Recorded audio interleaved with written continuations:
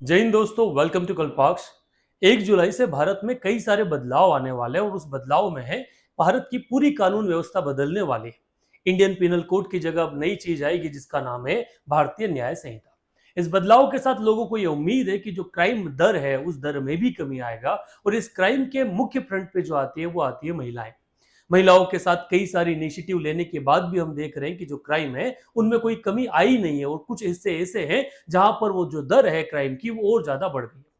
आने वाले time period में इस न्याय संहिता के साथ क्या क्या कानून में बदलाव महिलाओं के लिए किए गए हैं उनको डिस्कस करने की कोशिश करते हैं। किन सजाओं को बढ़ाया गया है, कहां पे सजा कम की गई है और क्या नई चीजें शामिल की गई है जिससे महिलाओं की जो सुरक्षा है उस पर और अच्छे से ध्यान दिया जा सके। एक एक करके बात करते हैं अलग अलग मुद्दों पर।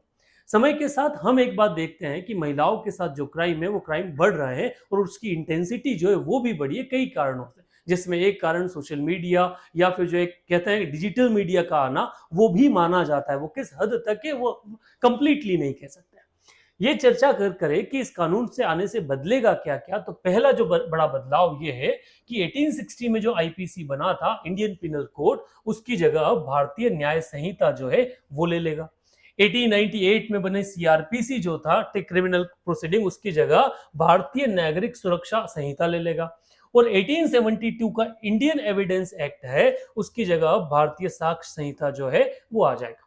सिर्फ नाम ही नहीं बदला है, नाम के साथ एस्पिरेशन जो है वो भी बदलने की शुरू काम इस एक्ट के तहत किया गया है, इस कानून के तहत किया गया। अगर हम पूरे मुद्दे को छोड़ के सिर्फ महिलाओं वाली बात पे कंसंट्रेट करें कि महिलाओं के लिए इस पर्टिकुलर एक्ट या कानून के साथ या भारतीय न्याय संहिता में क्या क्या बदलने वाला है, तो उसको पॉइंट फॉर्म में 1 बाय 1 कवर करते हैं। पहला, भारतीय न्याय संहिता में जो रेप केस थे वो पहले क्या हुआ करते थे, आईपीसी में 375 के तहत डिस्कस किए जाते थे और सजा जो है वो 376 के तहत दी जाती थी।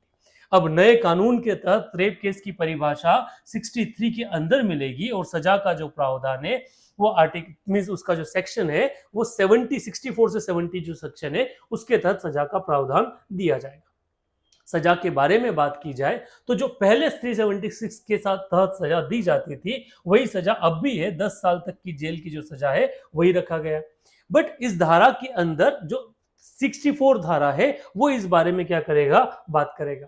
बट कुछ बदलाव नाबालिग केस में किए गए, जैसे नाबालिगों के दुष्कर्म वाली जो सजा है उसमें अगर 16 साल से कम उम्र की लड़की के साथ में अगर कोई दुष्कर्म करता है तो उसे कम से कम 20 साल की सजा दी जाएगी, न कि 7 साल या 10 साल की सजा दी जाएगी। अब इस 20 साल की सजा के साथ आजीवन कारावास जो है उसका भी प्रावधान।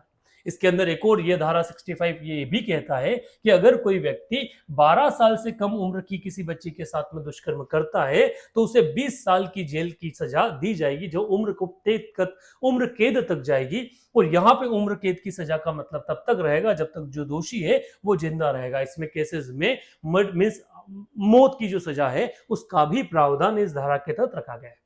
इसी में यही जो धारा है, इस धारा के तहत 70 का जो सेकंड सेक्शन है वो ये कहता है कि अगर किसी नाबालिग के साथ में गैंगरेप का अगर दोषी पाया जाता है उसमें कम से कम जो सजा रहेगी वो उम्र कैद की रहेगी, न कि 20 साल की रहेगी। पहले ये सजा 20 साल की थी और उम्र कैद की सजा का मतलब होता है जब तक वो जिंदा रहे। साथ ही साथ अगर केस कुछ हिनोरियस रहा तो उसमें उसे मौत की सजा जो है वो भी दी जाएगी। मींस अब नाबालिग वाला जो सेक्शन था उसको प्रोटेक्ट करने के लिए सरकार ने विशेष ध्यान दिया है। 16 साल से कम वाली बच्ची के लिए सजा को बिल्कुल 7 से बढ़ा के 20 साल, 10 से बढ़ाकर 20 साल कर दिया गया है। वहीं पे 12 साल से छोटी बच्ची के लिए वो उम्र कैद में कन्वर्ट किया और उम्र कैद का मतलब ये रखा गया है कि जब तक व्यक्ति जो है वो जिंदा है। इसके अलावा भारतीय न्याय संहिता में एक नई धारा वर्तमान सेक्शन में जोड़ी गई है जिसका नाम है 69। इसके तहत उन मामलों को सुलझाया जाएगा जिसमें हम सुनते हैं कि शादी का झांसा देके, जॉब का झांसा देके या फिर और ऐसा कोई अनर्गल बात बोल के सामने वाले या बंदी की महिला के साथ अगर रेप केस हुआ है उसको देखा जाएगा। तो इसमें कहा जाता है कि अगर कोई शादी, रोजगार, प्रमोशन का झूठा वादा करके महिला के साथ यौन संबंध बनाता है तो उसमें 10 साल की जो सजा है उसका प्रावधान रखा गया है। ठीक, साथ ही साथ इसमें जुर्माना जो है, जुर्माना का प्रावधान है। लव जिहाद के बढ़ते केस को देखते हुए उस चीज को भी इसमें इंक्लूड किया गया और कहा गया है कि अगर कोई व्यक्ति पहचान छिपाकर शादी करने पर ठीक है करता है तो उसको भी 10 साल की जो सजा है उसका प्रावधान है। मीन्स अगर कोई अपनी आइडेंटिटी को छुपा कर क्या कर रहा है, किसी महिला के साथ संबंध बना रहा है, उसको शादी की बात कर रहा है, तो उस दोनों केस में उसके पास ऊपर 10 साल की सजा है। लव जिहाद जब से ये मैटर आया है तब से कई बार न्यूज में और अलग अलग सरकार उस पर अलग अलग कानून बना चुकी है और उसको इस वाले केस के तहत भी हैंडल करने की कोशिश की गई है।